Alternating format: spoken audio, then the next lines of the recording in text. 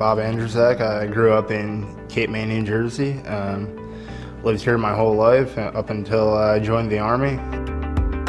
I had a full scholarship. I went to college, and it was ran like a military school, and I hated it. But so I came home, I took the summer off, and I didn't know, I wanted to go back to school, but I didn't have the funding, and my parents basically said it was up to me to find a way to get into school.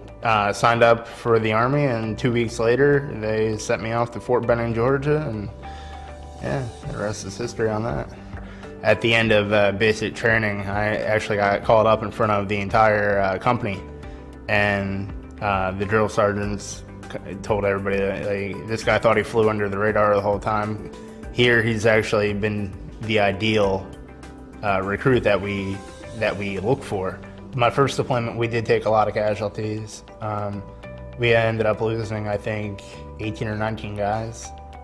So the first deployment was definitely an eye-opener for me.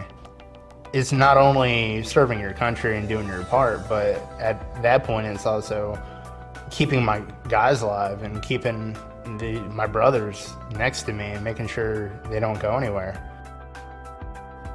So January 1st it switched over to the Iraqi war, and then January 7th is when I actually got blown up.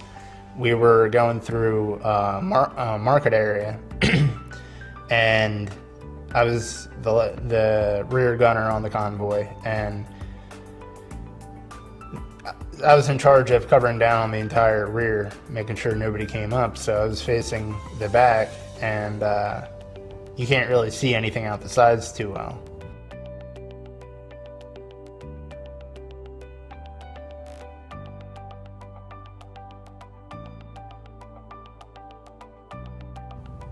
I guess the Iraqis, well, the guy that pulled the grenade out of the chicken coop that day timed it pretty well, so I couldn't actually see him. So it ripped through the side of the truck like it was nothing.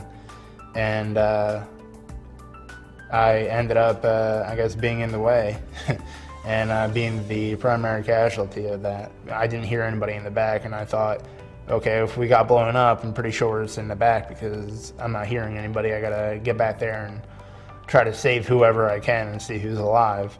At that point I realized I wasn't going to have a leg anymore. It was just mangled at that point, but still figured, all right, well, I still have to be better off than some of the guys back here. So I got to the back of the truck, and it was just filled with smoke at that point. Eventually the back doors swung open, and I didn't know if it was friendly or enemy, but it ended up being my guys. So I asked them, who's hurt? And they said, you are. I said, all right, well, who else is hurt? They said, you're the only one. Being in the military and having the discipline and watching the back of the guy to your left and right, and I mean, it is a sense of them being family. So, I mean, you are literally fighting for your brothers next to you. I definitely have that same mentality that I did while I was in the military. It's a little bit different now. Rather than fighting for my brothers in arms to the left and right, I'm fighting for the district, I'm fighting for the team, I'm fighting for the state, I'm fighting for the common guy, the everyday middle-class person who's struggling in the state of New Jersey. That's who I am. I'm right there with you.